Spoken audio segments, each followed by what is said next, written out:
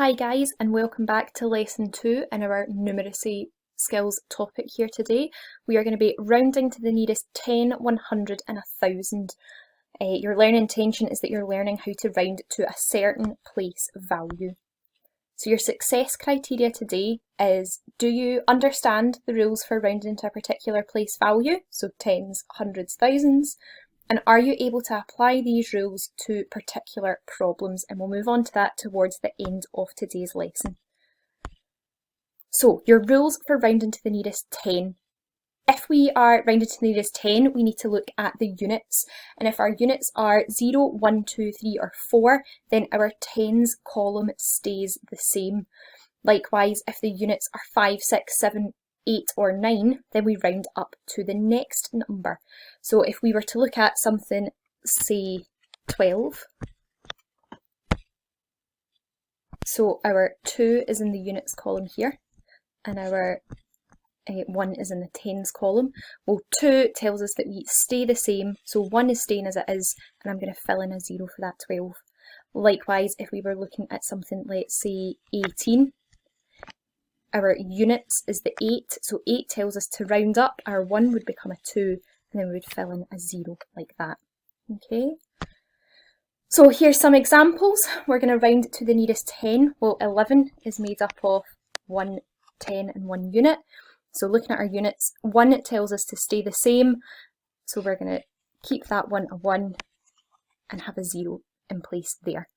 46, well again we've got 6 units, we've got 4 tens, so 6 tells us to round up this time. My 4 is going to become a 5 and replace the 6 with a 0 there.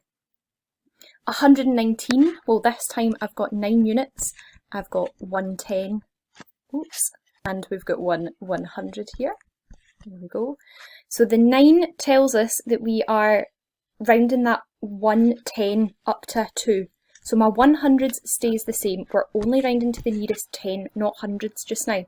So my 100 stays 1, the 2 tens is the bit that changes, and then that 9 is a 0. Okay, and then the last one there, I've got 3 units, 4 tens, 3 hundreds, and then 2 thousands. So again, it's still the nearest 10. We're not doing hundreds or thousands, just the nearest 10. My 3 units tells me to keep that 4 as it is. I'm not going to change that 2 or 3, and I'm going to replace that last 3 with a 0. And there we go, we've rounded all of those to the nearest 10. So for this set of examples, we have been asked to round to the nearest 100. So this time we are going to need to look at our tens column. Oops. Okay, the same rules apply. If it's 0 to 4, then we stay the same. If it's 5 to 9, we round up. So I've got my hundreds, I've got my tens, I've got my units here.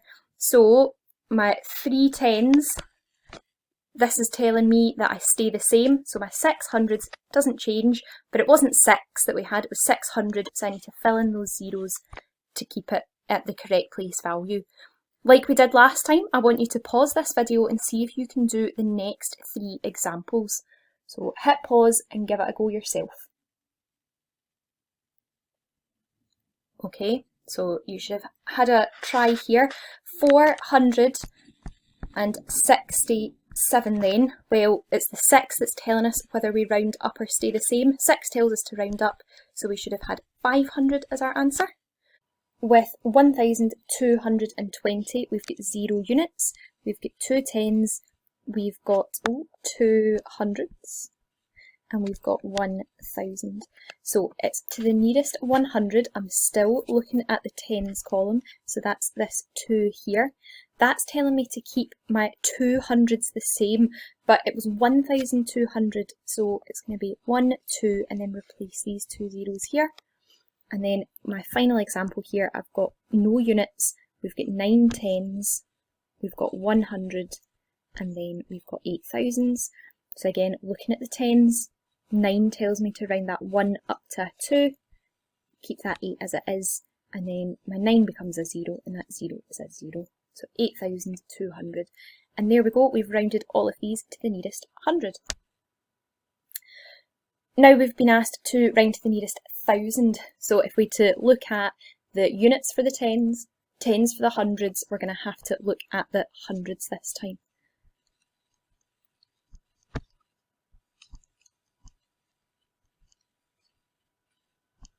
Okay, so again, going to label my place value, units, tens, hundreds, thousands. So we are looking at our hundreds. This 3 here is telling me to keep my 2 the same, and I'm going to fill in zeros in place of the last 3. Like we've done before, I'd like you to pause this video, give the 3 examples a try, and then I'll go through them with you in a minute. The last one might get some of us a bit stuck, sorry, but just give it your best shot and I'll go over them soon. Okay, so hopefully we all gave that our best shot here. I'm just going to label in my place values. So I'm looking at the 700, 7 tells me to round up, so 4 becomes a 5, and I'm filling the 7, 9 and 8 in with zeros. This one is an even bigger number again, so I've got my units, my tens, my hundreds, my thousands, and then 5 is going to be tens of thousands. So this time, my 900 tells me that I need to round that 9,000 up 1. Now 9 would then become 10, but it's not just 9, we've got 59,000, so 59 is going to become 60 here.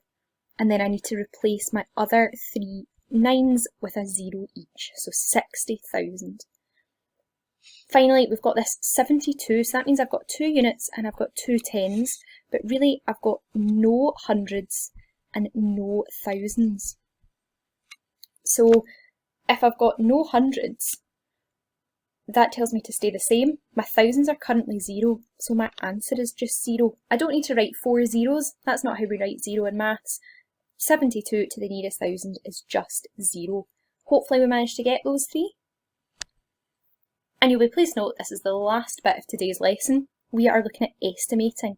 So I've written here, estimating an approximate answer gives us a rough idea of the answer. So sometimes we don't need to know the exact number of something.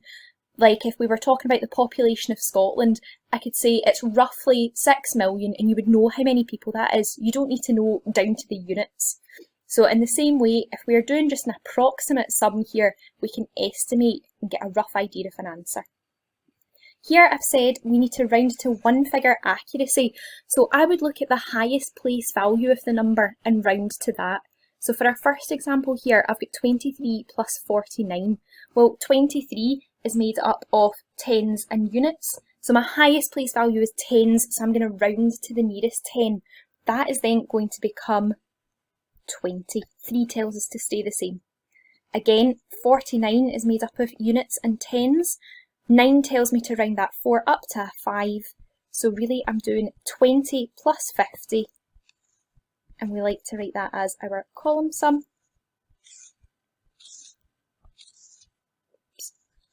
There we go. So 0 and 0 is 0, and 2 plus 5 is 7. So we get 70 as our answer.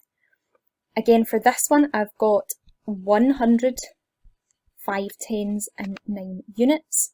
So I'm going to round that to the nearest 100. 5 tells me to round up. So I'm going to have 200. I've got 2 units, I've got 8 tens, I've got 3 hundreds. So that number there to the nearest 100 is going to become 400. And I'm going to write this one at the side now. So 200 plus my 400 is going to be 0, 0, and then 6. And we can see here that sums like this are much easier to do in our heads mentally when we've first rounded them to that 1 figure accuracy. To finish off then, I want you to pause this video and try these takeaway sums, okay? Absolute same idea, round to either the nearest 10 or 100 and see if you can get an answer. Pause the video, give it a go, and then I'll go through them. Okay, so 66 to the nearest 10, well then that's going to be 70. And 28 to the nearest 10 is going to be 30. So I've got 70, take away 30, which gives us 40 for an answer there. 88 to the nearest 10, well that's going to be 90. 8 tells me to round up. 21 is going to be 20, that 1 tells me to round down. So I've got 90, take away 20, and that is going to give me 70 for my answer there. And then lastly, C, this time I've got hundreds, so I'm going to round that 417 to the nearest 100, which would just be 400. And then 98 to the nearest 10, well that 8 tells us to round the 9 up one place, so 9 becomes 10, so 98 is actually going to be 100.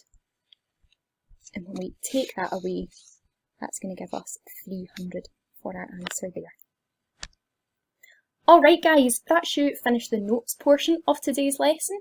And as you can see here, I've put up 4 questions with different parts to it for you to try.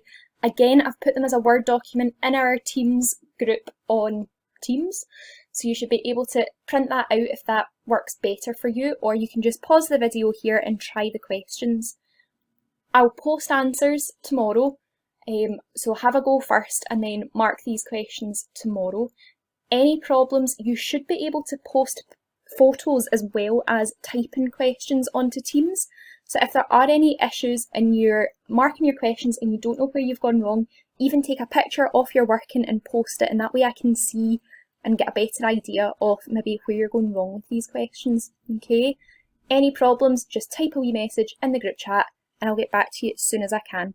Speak to you soon.